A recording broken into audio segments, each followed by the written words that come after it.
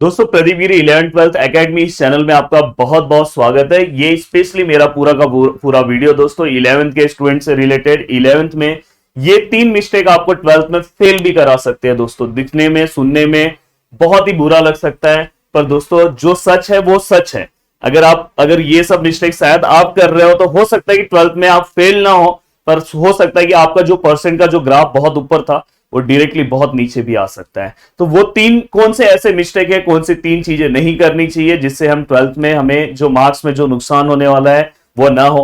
तो दोस्तों सबसे पहली चीज, अब देखो सभी कॉलेजेस लगभग स्टार्ट हो चुके हैं 11th के। कुछ कॉलेजेस नेक्स्ट वीक या उसके आगे वाले वीक में स्टार्ट हो जाएंगे।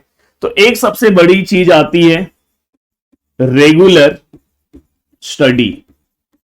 अगर आप रेगुलर स्टडी नहीं कर रहे हो, देखो आप प्लीज 10th से 11th को कंपेयर मत करो, प्लीज प्लीज मेरा रिक्वेस्ट है।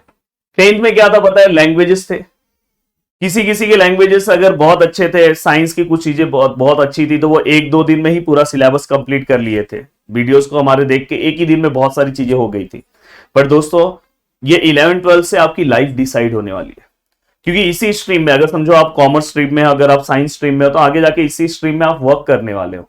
तो प्लीज आप रेगुलर स्टडी नहीं करोगे तो आपके बैकलॉग बहुत ज्यादा हो जाएंगे और लास्ट में आपको समझेगा नहीं कि क्या हो। अगर आप देखोगे हर एक मॉड्यूल में, हर एक लेसन में कितने सारे क्वेश्चन है। पहले क्या होता था, बस टेक्सचुअल पढ़ लिया काम हो गया। अभी ऐसा नहीं है, पूरा का पूरा बुक पढ़ना है। इसलिए रेगुलर स्टडी बहुत ज्यादा इंपॉर्टेंट है। अब रेगुलर स्टडी में और क्या इंपॉर्टेंट है दोस्तों, आप कितने घंटे 10th में पढ़ते थे? कम से कम आपको अगर मार्क्स बढ़ाना है तो 10th के कंपैरिजन में 11th में स्टडी का जो आपका आवर्स था वो भी आपको क्या करना होगा दोस्तों, इंक्रीज करना होगा। तो अगर आप समझो 4 घंटा पढ़ते थे तो प्लीज कोशिश करो कि 4 से 5 घंटा यहां पे पढ़े। अब दोस्तों ये, और आपको तो बिल्कुल टेंशन नहीं है, गिरी ट्यूटोरियल एक ऐसा प्लेटफॉर्म है जो आपको सब चीजें फ्री ऑफ कॉस्ट प्रोवाइड कर रहा है। आप देखते जाओ। बस अगर आप उन लेक्चर्स को ही देख लिए ना, मैं बोल रहा हूं आप अपने एग्जाम में आउट ऑफ मार्क्स स्कोर करोगे, ये मेरी गारंटी है, अगर आपने दिल से रोज प्रैक्टिस के साथ अच्छे से लेक्चर देखा। और दोस्तों एक सबसे बड़ा मिस्टेक 11th में बच्चे करते हैं, प्रैक्टिस।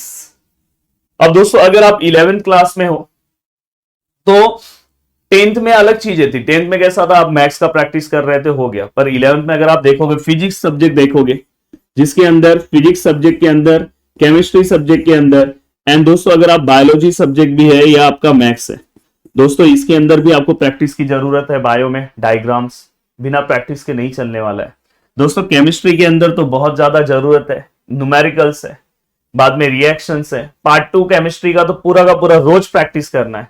और एक तरह से ये अच्छा भी है लर्निंग में, कैसे कि बहुत कंटाल आता है, प्रैक्टिस में बहुत अच्छा है। बहुत सारे लोग बस कैसे पढ़ लेते हैं ना ना ना ना ना ना ना ना और एग्जाम में भूल जाते हैं। फिजिक्स बिना प्रैक्टिस के होने वाला नहीं है। अगर आपने देखा होगा यूनिट्स एंड मेजरमेंट, अगर आपने देखा होगा ये सब जो लेसन्स है आपने देखा होगा, तो जिसके अंदर बिना प्रैक्टिस के आप डायमेंशन ये सब निकालने जाओ, नहीं निकाल सकते। तो प्रैक्टिस अगर आपने कर लिया तो आपके लिए कोई भी चीजें इम्पॉसिबल नहीं है। आप आराम से सभी चीजों को पॉसिबल करके बहुत अच्छा मार्क्स स्कोर कर सकते हो। मैथ्स तो बिना प्रैक्टिस के चलने वाला नहीं है। तो एक चीज, अगर आप रिटर्न प्रैक्टिस नहीं कर रहे 11th क्लास में आके, रोज कम से कम डेरिवेशन, डायग्राम, ये वो जो भी आप पढ़ रहे हो उसको एक बार आप लिखने की भी कोशिश करो। तो प्रैक्टिस नंबर ये। और दोस्तों एक चीज सबसे ज्यादा है, 10th क्लास में सिलेबस बहुत छोटा होता था, तो 11th क्लास का सिलेबस थोड़ा सा उसके कंपैरिजन में, थोड़ा सा मतलब उसके कंपैरिजन में डबल ट्रिपल है। आपने तो खुद बुक देख लिया होगा। तो एक चीज जो सबसे ज्यादा इंपॉर्टेंट है वो है रिवीजन।